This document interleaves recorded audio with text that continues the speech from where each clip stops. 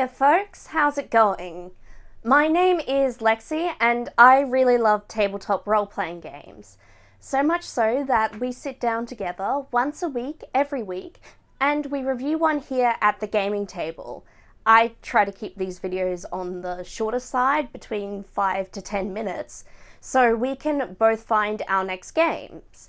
If that sounds interesting to you, I encourage you to press subscribe and keep watching today's episode. If you would like to go the extra special mile for the gaming table, there is a link in the description box of this video where you can donate to the channel. Every single donation goes straight back to the running costs of the channel, so it is deeply appreciated.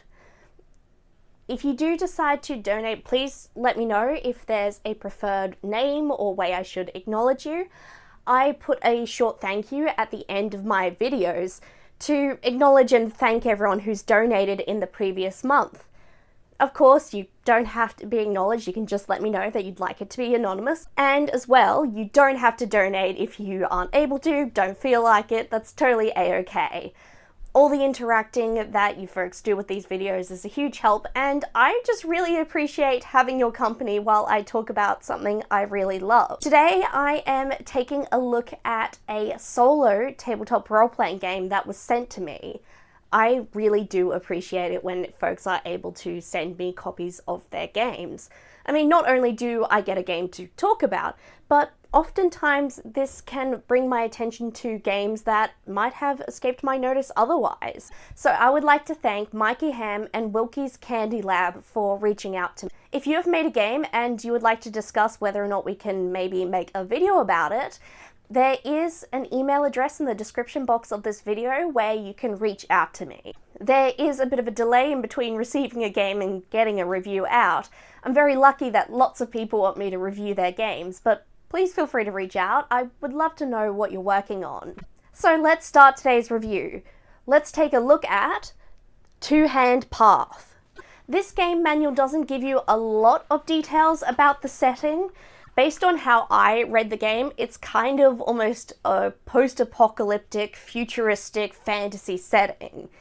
Your character, a mage, is going to travel through different dungeons, trying to collect new powers, maybe some treasures, and definitely escape intact. The name of the dungeons in this game might be a little bit familiar. There's one called the Supermarket, and another one called the Church. I think a good number of us are familiar with those. In my own interpretation, I thought of that viral video, Shadow Wizard Money Gang. It just was cool to imagine a really cool wizard going around zapping spells. You don't have to go with my interpretation though. You don't have to go with my interpretation though. There's a bit of wiggle room in how you could interpret the world of Two Hand Path, and I would encourage you to do so. To play this game, you need a variety of polyhedral die. These will range from a D4 to a D20. You will also need some writing materials and print out copies of the resources for the game.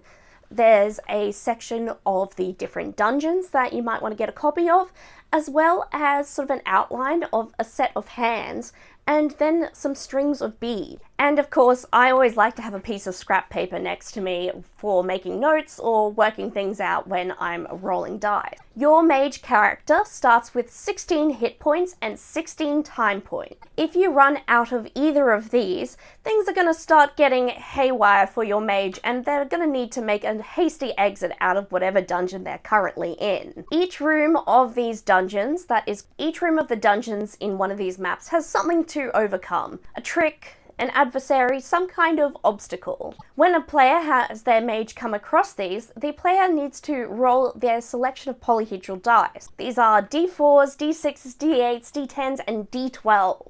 You then take a look at what you've rolled. If there are any numbers that have come up that you really don't like, you get the chance to gather all of those dice up and re-roll them once. The point of these dice rolls is to create patterns in them. There's a little directory in the game manual, but depending on what patterns emerge in the dice rolls, that will indicate the kind of spell that your mage casts. For example, you might have a lot of doubles or numbers that fall in a sequence, maybe odds and evens. that sort of thing. Depending on what results you get, your mage is then going to make a corresponding hand gesture. This will tell you what kind of spell they cast. Your mage then will take damage from any remaining adversaries or obstacles that they haven't been able to deal with, and then you repeat this process until the mage has cleared out the room and you can progress to the next phase of the dungeon. There might be a new power available to them or some cool magic item. Especially those new powers are especially cool because they give your character more interesting things they can do with their dice rolls. The game ends when the mage runs out of points, or if you decide that your character has adventured enough and it's time to make a graceful exit while you still can. Something that I really loved about the mechanics of this game is there's opportunities for magic to go haywire or surge. Rolling doubles can do this, but also so can running out of pools of points. This represents your mage losing control of the situation and their magic kind of going haywire. In these circumstances, while the effect of the magic is elevated, there may be unintended side effects. Hands can tell you so much about a person and their journey. Personally, I have a couple of scars on my hands from various mishaps, so I really got the concept of this game and I felt really connected to it quickly. I guess the only thing I wanted was perhaps more rooms and more dungeons to explore in the future. Perhaps if you wanted to, you could maybe hack the game and make new dungeons for your character to explore. You could use, say, some freely available building plans. I think this game is going to be super appealing for folks with a little bit of a creative flair to them.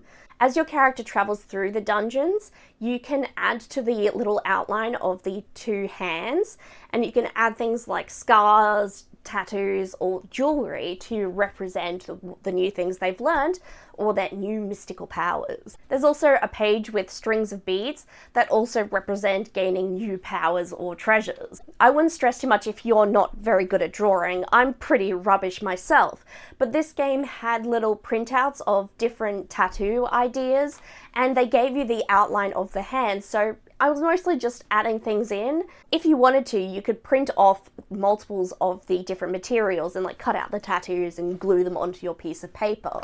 The easiest way for anyone to get a copy of this game would be to get a digital copy through itch.io. I think because of the nature of this game, that's probably the best way. If you don't have a printer at home, you might want to ask a friend if you can use theirs, or generally the local libraries have access to pretty cheap printing. I had a lot of fun with Two-Handed Path. I love casting spells. The details about the atmosphere and the setting that are available really hooked me in. What do you think? Please tell me your thoughts about this game in the comments section down below. While you are there, I encourage you to like this video and maybe even share it with a friend. If you'd like to keep up with the gaming table, you can subscribe and turn on notifications. That way, YouTube is supposed to tell you when I've next uploaded. If you would really like to go the extra special mile for the gaming table, there is a link to my Ko-Fi page where you can make a donation to the channel. All those donations go straight back into the running costs of the channel, so it is deeply appreciated.